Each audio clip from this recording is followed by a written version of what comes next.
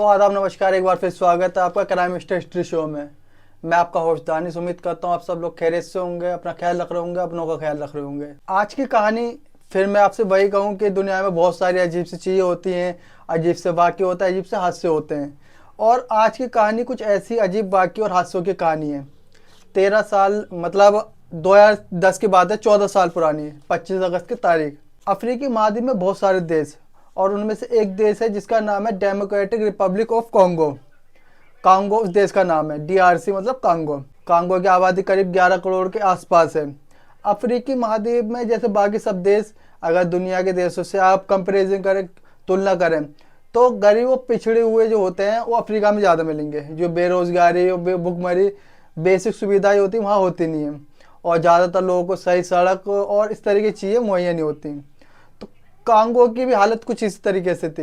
इनकी एक बहुत बड़ी आबादी दूर दराज गाँव देहातों में रहती है, और एक जगह से दूसरी जगह ट्रेवल करने के लिए एक सड़क ही माध्यम है, और उस सड़क से आना जाना तय करते हैं ये लोग। लेकिन इन सड़कों की भी हालत ऐसी है कि गड्ढे वड्ढे, चारों तरफ गड्ढे और बहुत टूटे हुए। कुछ इनमें से भी ऐसे होते हैं जो ठीक ठाक मिडिल क्लास पैसे वाले भी हैं, और जो मिडिल क्लास इन्हें कहना चाहिए नहीं, खैर पैसे वाले तो होते हैं। ये उनके सफ़र का जो साधन होता है वो थोड़ा आसान हो जाता है। होता ये था कि जैसे आप अपने देश की बात करें, मतलब हम अपने देश की, आप जैसे हमारे यहाँ तो ऐसे रेलवे ट्रैक काफ़ी है, इसका बहुत बड़ा नेटवर्क है रेलवे ट्रैक का। और जहाँ रेल नहीं है वहाँ सड़कों के जरिए लोग बसों में काफ़ी सफ़र करते हैं। सरकारी बसें काफ़ी अच्छी हमारे देश की। और एग्जाम्पल के तौर पर अगर मैं आपसे कहूँ कि आपको दिल्ली से जाना है, कहीं भी आसपास में, यूपी की जगह ले लो, दिल्ली से मथुरा, मथुरा से आगरा, आगरा से कानपुर, या फिर इधर उधर अलीगढ़ वगैरह, बुलंदशहर, मतलब आसपास के इलाके में जो दिल्ली के आसपास है। मैं ये नाम इसलिए आपको बता रहा हूँ कि आगे कहानी में आप सब कुछ समझेंगे। तो ऐसी दूरी है यहाँ पर आप बहुत जल्दी पहुँच सकते हैं। अब वहाँ पर सड़कें वड़कें की हालत बहुत ख़राब थी कांगो में। तो होता क्या है कि कुछ एयरलाइंस ने अपना वहाँ पर धंधा शुरू कर दिया। उन्होंने कहा कि चलो कम कम दूरी के इलाकों पर हम उड़ान भरेंगे, और उसमें ये पैसेंजर होंगे उन्हें पहुँचा देंगे। तो हवाई जहाज का जो था वहाँ पर बस बन गई थी। अब मैं बस इसलिए कह रहा हूँ कि प्लेन एक बार जब कहीं उड़ता है तो कई घंटे के बाद वहाँ पहुँचता है अपनी जगह पर, जो टेक ऑफ करता है, फिर उसे टाइम लगता है टेक ऑफ में, फिर लैंड में भी टाइम लगता है। और बस दूसरी तरफ बस के चक्कर बहुत लगते हैं। तो वहाँ ऐसे ऐसे प्लान थे कांगो के अंदर कि एक बार उड़ान भरी 10 बजे उन्होंने, तो 10:15 10:30 10 बजे के बीच कहीं और, 11 बजे के बीच कहीं और 11:30 पर कहीं और फिर वापस भी लौटना है। मतलब 5-6 जगह पे मुसाफिर को उठाना है, छोड़ना है, और फिर बिठाना है, और फिर उतारना है, और फिर वहाँ से निकल लेना है। तो आप अंदाजा लगाइए कि ऐसे प्लान को कायदे से हम बस ही कहेंगे। तो ऐसी एक एयरलाइंस थी कांगो के अंदर, और इस एयरलाइंस का नाम था फिर एयरलाइंस। फिर एयरलाइंस एक 20 सीटर जो होती है फ़्लाइट, वो थी 20 सीटों वाली। और इस फ्लाइट में 2 क्रू मेंबर, मतलब पायलट और को पायलट, और बाकी 19 जो होते थे वो मुसाफिर होते थे। मतलब 21 लोगों की टोटल इसमें जगह थी फ्लाइट में। तो एक छोटा सा प्लान था, 2 इंजन वाला प्लान था, छोटा। तो ये भी इसी काम में लगा था कि कांगो में एक शहर से थोड़े शहर, जो थोड़ी दूरी पे शहर होता है, दूसरा तीसरा, ऐसा मुसाफिर को बैठाना, उतारना, और बिल्कुल जैसे बस में आप बैठते उतरते हैं उसी तरीके से। ऐसी कुछ तस्वीरें नेपाल की भी याद आती है। नेपाल में भी इस तरीके से छोटे छोटे बहुत से प्लेन होते हैं जो आसपास के एरिया में जाते हैं वापस आते हैं, और यही हाल कांगो का था। खैर, एक 25 अगस्त 2010 की बात है, सुबह 9:30 बजे ये जो फिल एयरलाइंस का प्लेन होता है, 21 सीटर प्लेन, ये उड़ान भरता है, रोजाना की तरह उड़ान भरता है। और इसका काम था 2 घंटे में ये 5 छोटे छोटे जो आसपास के इलाके हैं उनके चक्कर काट कर वापसी आना था। इसे यहाँ से उड़ान भरना था, उस जगह वापसी आना था इसे। और एयरपोर्ट भी सब ऐसे ही थे, मतलब जैसे एक खाली कमरा हो गया और वहाँ पर बहुत बड़ा ग्राउंड हो गया, और इस तरीके से वहाँ पर एयरपोर्ट था। मतलब कोई कुछ नहीं, चेकिंग वगैरह ऐसे होती है, कुछ ऐसा कुछ नहीं था, जैसे बस स्टैंड होता है वैसे ही। तो 25 अगस्त 2010 को फिर एयरलाइंस की 2 इंजन वाली एक प्लेन ने उड़ान भरी कांगो की राजधानी से। और कांगो की राजधानी से उड़ान भरने के बाद इसे अगले 4-5 छोटे छोटे शहरों से होकर फिर वापस अपनी राजधानी में आना था, वापस लौटना था राजधानी, यानी कि प्रशासन जो वहाँ की राजधानी है कांगो की, वहाँ लौटना था।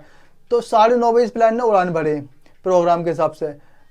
फिर शारजा से उड़ने के बाद फिर इसे छोटे शहर पहुंचना था, नडेलो, और नडेलो से पहुंचने के बाद फिर से वहाँ से उड़ान भरनी थी एक और शहर के लिए, और फिर वहाँ से इन्होंने उड़ान भरी फिर वहाँ से एक दूसरे शहर, और फिर वहाँ से इन्होंने उड़ान भरी फिर एक तीसरे शहर। मतलब कुल मिला के 5-6 शहरों में उड़ान भर के से वापसी राजधानी में आना था। आमतौर पर हम ऐसे बस का सफ़र करते हैं, लेकिन प्लेन का सफ़र था। तो अब ये 5-6 शहर या कस्बे कह लीजिए, 2 क्रू मेंबर और 19 लोगों के साथ प्लेन में बैठ के 5-6 जगहों का सफ़र करते हैं। अब 9:30 बजे प्लेन उड़ान भरता है और एक एक करके मुसाफिर को उतारता जाता है और नए मुसाफिर को सवार करता जाता है प्लेन में। अब इसमें ये होता है कि इसमें सिर्फ मुसाफिर ही नहीं होते हैं, जो मुसाफिर होते थे अपने साथ सामान भी लेकर चलते थे। यहाँ तक कि मुर्गे मुर्गा जो होते थे वो भी लेके चढ़े जाते थे प्लेन में, कोई तलाशी नहीं कुछ नहीं, जैसा बस का हिसाब। और आसानी से सब लोकल लोग होते थे, जैसा बस में होता है कि एकदम आदमी, मैं आपसे प्लेन की बात कर रहा हूँ, बस इमेजिन करिए, तो उसमें जो घरेलू सामान बोरी बोरी लेकर भी चढ़ जाते थे लोग। और करते क्या था कि इस प्लेन में आगे की तरफ तो मुसाफिर बैठ जाते थे और पीछे की तरफ था वो लगेज के लिए, जैसे बस में सीट के ऊपर या फिर सीट के नीचे या ऊपर, इसी हिसाब से यहाँ पर भी लोग पीछे रखा देते थे लगेज और आगे बैठ जाते थे। इसमें बेंच टाइप सीट होती थी, उसमें बैठ जाओ। अब प्लेन ने उड़ान भरी और फिर 10-15 मिनट में फिर आपको उतरनी है, मतलब सवारी होती थी, 10-15 मिनट की दूरी होती थी। अब करते करते 3 से 4 स्टेशन यानी एयरपोर्ट ने क्रॉस कर लिए।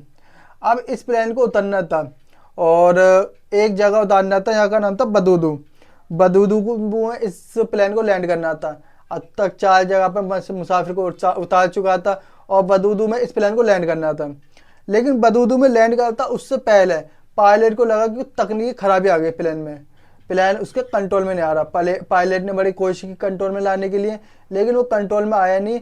और बंदूदू के एयरपोर्ट से सिर्फ 1 मील पहले एक गांव था, उस गांव के एक मकान के ऊपर प्लेन जाकर गिर गया। अब प्लेन गिरा, प्लेन के टुकड़े हो गए, मलबे में पसड़ गया, लेकिन प्लेन में आग नहीं लगी। बाद में तमाम लोग पहुंचे, बचाव दल और वहाँ के आसपास के लोग, मतलब सब लोग पहुंचे। 21 में से 20 लोग मारे जा चुके थे, सिर्फ एक शख्स जिंदा बचा था, वो भी बेहद गंभीर और सीरियस हालत थी उसकी, उसे अस्पताल ले जाता है। और इस प्लेन में जो ये एयरलाइंस के मालिक थे वो पायलट भी था, वो भी सवार था और वही इस दिन फ्लाइट कर रहा था, जो हवाई जहाज उड़ा रहा था। और उसका जो को पायलट था ब्रिटिश था, उस को पायलट का नाम था विल्सन। तो विल्सन को पायलट और एयरलाइन का जो मालिक था खुद पायलट था। और प्लेन क्रैश कर जाता है, 20 लोगों की मौत हो जाती है, दोनों पायलटों की मौत हो जाती है, एक पैसेंजर बचता है और उसके बाद उसे अस्पताल ले जाता है। उसकी हालत बहुत ज़्यादा ख़राब होती है इस वक्त। अब बाद में तफ्तीश शुरू होती है। वैसे भी जो कांगो की एयरलाइन कंपनी है, इस एयरलाइन के बारे में ये था कि ये इतनी बदनाम वो थी एयरलाइन, जो यूरोपियन देश थे वो इसको अपने यहाँ एयर स्पेस नहीं देते थे, मतलब उड़ाने के लिए, क्योंकि कांगो इस शहर में उड़ती थी। तो कांगो की अथॉरिटी ने उसने जांच शुरू की और रिपोर्ट दी कि प्लेन एक गांव में गिरा, एक छत पे गिरा, आग लगी नहीं, प्लेन के टुकड़े हुए। इसका मतलब यह है कि प्लेन का फ्यूल खत्म हो गया था, मतलब ईंधन खत्म हो गया, इसकी वजह से प्लेन क्रैश कर गया। अगर ईंधन होता तो प्लेन अपनी जगह पहुंच जाता और आग जरूर लगती प्लेन में। लेकिन यहाँ एक ब्रिटिश पायलट भी सवार था, तो इसमें ब्रिटिश की भी जिम्मेदारी पता करे कि इसका हादसा हुआ कैसे। ब्रिटेन ने रिपोर्ट मांगी, कांगो ने कहा कि फ्यूल नहीं था इसलिए इसमें ब्लास्ट नहीं हुआ। तो ब्रिटेन ने एक अपनी स्पेशलिस्ट टीम भेजी कांगो, उन्होंने अपनी जांच की। ब्लैक बॉक्स से बहुत कुछ पता कर लग सकता था, लेकिन ब्लैक बॉक्स का भी सही तरीके से डिटेल या फिर कांगो ने दिया नहीं ब्रिटेन को या ब्रिटेन की गवर्नमेंट को। अब तफ्तीश होती रहती है, लेकिन आखिर में ये होता है कि फ्यूल नहीं था और जिसकी वजह से ये प्लेन क्रैश हो गया। अब धीरे धीरे इस बात को लोग भूलने लगे, लेकिन फिर उसके बाद वक्त बीतता है और वक्त बीतने के बाद जो एक बचता है इंसान, जो एकलौता पैसेंजर बचा था, जो जिंदा बचा था इस प्लेन के उस हादसे में घायल हुआ था, अब वो होशाबाज में था, मतलब बिल्कुल फिट हो गया था वो। और अब वो एक ब्रेक करता है न्यूज़, मतलब एक न्यूज़ वो बताता है और ऐसी सच्चाई बताई कि जिसे सुनकर आज भी दुनिया के यकीन नहीं होता कि ऐसा भी हो सकता है या इस वजह से प्लेन क्रैश कर गया। मतलब उन्होंने कैसे वजह बताई। इस शख्स ने बताया जब उस प्लेन में वो सवार था तो इस एयरपोर्ट पर, जिस एयरपोर्ट से लास्ट में से पहले यहाँ पर, मतलब लास्ट में पहुँचने से पहले यहाँ ऐसा हादसा हुआ। कुछ मुसाफिर प्लेन में सवार हुए और ये थे मुसाफिर जो थे यहाँ पर ये सवार हुए थे सेविंद्रा इलाके से कुछ मुसाफिर सवार हुए। अब जो भी वहाँ मुसाफिर सवार होते थे उनके हाथ में बैग, थैला, बोरिया वगैरह सब होते थे, कुछ सब्जियाँ भी लेके चढ़ जाते थे। तो उसके हाथ में भी एक बहुत बड़ा सा बैग था, बोरी टाइप का बैग था। तो वो चढ़ा और उसने उस बैग को पीछे की तरफ फेंक दिया, जहाँ पर लगेज रखा रहता है वहाँ पर उसने उस बैग को फेंक दिया। अब उसके बाद प्लेन उड़ता है। उसने कहा फिर अचानक उसने फिर जब उड़ा प्लेन, तो उसने थोड़ी देर बाद देखा कि जो पीछे का जो सामान पड़ा हुआ है, जहाँ बोरी है, वहां से दो आंखें झांक रही हैं, बोरी के अंदर से दो आंखें झांक रही हैं। तो पैसेंजर को लगा कि ये क्या है। तो उन्होंने ध्यान से देखा कि वो दो आंखें नहीं है, वो दो आंखें नहीं थी, बल्कि वो दो आंखें मगरमच्छ की थी। और वो सर समेत अब बोरी से बाहर आ गई थी। एक मगरमच्छ जो अच्छा खासा बड़ा था, अब जैसे ही मगरमच्छ की बोरी की बोरा खुला तो वो बाहर आ गया। अब जो प्लेन में सवार मुसाफिर थे उनकी चीखें निकल गई, सबको देख के भगदड़ मच गई। अब सब पीछे थे और जो मगरमच्छ था वो जो बोरी से बाहर निकल गया, वो अब रेंगना शुरू करता है। अब जब रेंगना शुरू करता है तो पीछे तो और कहीं जा नहीं सकता था, और तो लगे इस पीछे। अब वो फिर मुसाफिर की तरफ ही आना शुरू कर देता है। अब मुसाफिर की तरफ भाग रहा, हर मुसाफिर अपने आप को बचाने के लिए कॉकपिट की तरफ भाग रहा है। अब मुसाफिर अपने आप को पीछे धकेल रहे हैं, या पायलट और को पायलट बैठते हैं। आलम यह था कि मगरमच्छ बढ़ता रहा और सारे मुसाफिर उससे बचने के लिए एक के ऊपर एक चढ़ते हुए कॉकपिट के बिल्कुल ऊपर चढ़ गए।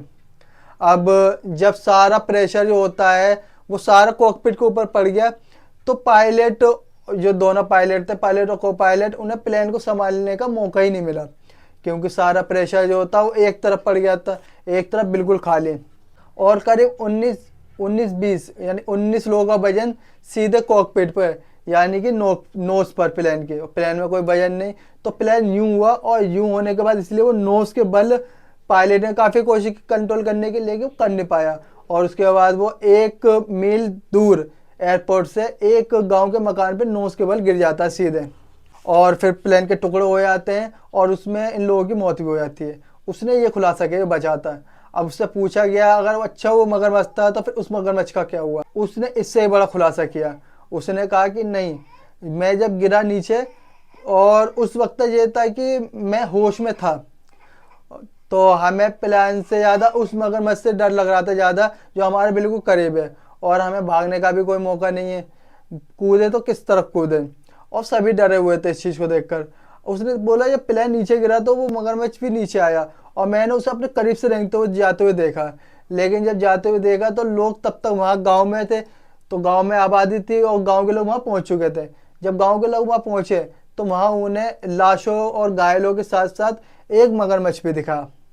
गांव वालों ने मगरमच्छ को मार डाला। तो कमाल ये हुआ कि एक हादसा हुआ, प्लेन नीचे गिरा और 20 लोगों की जान भी चली गई इस हादसे में, और जिसकी वजह से जान गई वो नीचे जिंदा गिरा, और बाद में फिर लोगों ने उसे मार डाला। इस तरीके से उस मगरमच्छ की भी मौत हो गई। ये उसने खुलासा किया, जो इकलौता शख्स बचा था। इसके बाद फिर जब खुलासा हुआ तो पूरी दुनिया की मीडिया ने खबर ब्रेक की, कैसे एक कोई शख्स मगरमच्छ लेकर प्लेन में बैठ सकता है, कैसे 20-20 आसमान में मगरमच्छ लोगों को दिखाई दिया और उनके पास भागने का भी कोई रास्ता नहीं था, और सभी कैसे पायलट की तरफ भागे, और कैसे प्लान था वो नोस के बल गिरा। तो कुछ भी हो सकता है, कई बार कुछ ऐसे जिसे हम सोच नहीं सकते लेकिन वो हो जाता है। कुछ ऐसी चीज़ें पॉसिबल नहीं लगती लेकिन पॉसिबल हो जाती हैं। तो एक सा अजीब हादसा था जो आसमान में हुआ, और आसमान में ऐसा हुआ कि वो नीचे गिरा तो ऐसा लगा कि मान लो कुछ हुआ ही नहीं। तो ये थी आज की कहानी, मतलब कहानी भी क्या, बेहद इंटरेस्टिंग कहानी। उम्मीद करता हूँ आप लोगों को कहानी पसंद आई होगी। अगर कहानी पसंद आई हो तो वीडियो लाइक करें, चैनल सब्सक्राइब करें, और ऐसे इंटरेस्टिंग कहानी सुनने के लिए हमारे साथ जुड़े रहें। मिलते हैं कल किसी नई कहानी में, जब तक के लिए धन्यवाद।